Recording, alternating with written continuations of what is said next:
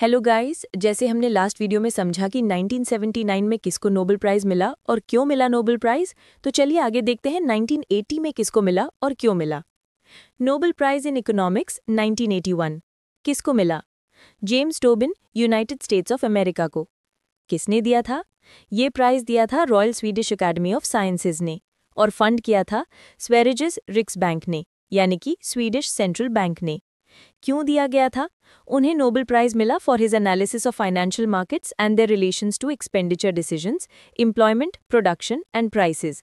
Simple words में Tobin ने समझाया कि फाइनेंशियल मार्केट्स, जहां लोग इन्वेस्ट, सेव या ट्रेड करते हैं, का असली इकोनॉमी पर क्या असर पड़ता है, कैसे ये डिसीजंस प्रोडक्शन, एम्प्लॉयमेंट और इन्फ्लेशन को अफेक्ट करते हैं। उनके main contributions. 1. Tobin's portfolio theory. Tobin ने केन्स के आइडियाज़ को आगे बढ़ाया और बताया कि लोग अपनी वेल्थ को अलग अलग एसेट्स में डिवाइड करते हैं, जैसे कुछ पैसा कैश में, कुछ बॉन्ड्स में, कुछ शेयर्स में। यही मिक्स पोर्टफोलियो कहलाता है। उन्होंने बताया कि अगर हम अपना इन्वेस्टमेंट डाइवर्सिफाई करते हैं, यानी अलग अलग जगह पैसा लगाते हैं, तो ओवरऑल रिस्क कम होता है। एग्जाम्पल, अगर आप अपना पैसा थोड़ा गोल्ड में, थोड़ा शेयर्स में और थोड़ा कैश में रखते हो, तो आप टोबिन की पोर्टफोलियो थ्योरी फॉलो कर रहे हो। 2. टोबिन्स क्यू, टोबिन्स रेशो। टोबिन ने एक फेमस कॉन्सेप्ट दिया, टोबिन क्यू, जिसमें उन्होंने कंपेयर किया कंपनी के मार्केट वैल्यू को और उसके रिप्लेसमेंट कॉस्ट को। Formula Q is equal to replacement cost of capital upon market value of firm. Meaning, अगर Q ग्रेटर देन 1 है, मतलब मार्केट वैल्यू ज़्यादा है, तो फर्म्स ज़्यादा इन्वेस्ट करेंगी। अगर Q लेस देन 1 है, मतलब मार्केट वैल्यू कम है, तो फर्म्स कम इन्वेस्ट करेंगी। ये कॉन्सेप्ट बताता है कि स्टॉक मार्केट का बिहेवियर रियल इन्वेस्टमेंट और ग्रोथ को डायरेक्टली इफेक्ट करता है। 3. मॉनेटरी और फिस्कल पॉलिसी।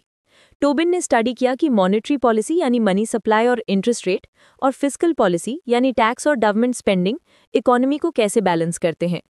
उन्होंने कहा कि गवर्नमेंट दोनों टूल्स का यूज करके अनएम्प्लॉयमेंट और इन्फ्लेशन दोनों को कंट्रोल कर सकती है। वो केन्जियन इकोनॉमिक्स के सपोर्टर थे, मतलब वो मानते थे कि गवर्नमेंट इंटरवेंशन जरूरी है इकोनॉमी को स्टेबल रखने के लिए। सोशल वेलफेयर और टोबिन टैक्स। टोबिन एक सोशली कंसर्न्ड इकोनॉमिस्ट थे। उन्होंने एक आइडिया दिया, टोबिन टैक्स, जो एक छोटी सी टैक्स होती है इंटरनेशनल करेंसी ट्रांजैक्शंस पर। इसका पर्पस था स्पेक्यूलेशन यानी ज़्यादा रिस्की ट्रेडिंग को कम करना और फाइनेंशियल स्टेबिलिटी को बढ़ाना। ये आइडिया ग्लोबली फेमस हुआ, लेकिन हर जगह अप्लाई नहीं हुआ। Impact of his work. Tobin ने बताया कि फाइनेंशियल मार्केट्स और रियल इकोनॉमी एक दूसरे से जुड़े हुए हैं। उनके आइडिया से मॉडर्न फाइनेंशियल इकोनॉमिक्स और मैक्रो इकोनॉमिक पॉलिसी दोनों डेवलप हुए। टोबिन्स क्यू और पोर्टफोलियो बैलेंस थ्योरी आज भी सेंट्रल बैंक्स और इन्वेस्टर्स यूज करते हैं जब वो पॉलिसीज या इन्वेस्टमेंट स्ट्रैटेजीज बनाते हैं। जेम्स टोबिन ने समझाया कि जब लोग अपना पैसा कहीं इन्वेस्ट या सेव करते हैं, तो उसका डायरेक्ट असर इकोनॉमी के जॉब्स, प्राइसेस और प्रोडक्शन पर पड़ता है। उन्होंने फाइनेंशियल थ्योरी को रियल लाइफ इकोनॉमी के साथ कनेक्ट किया।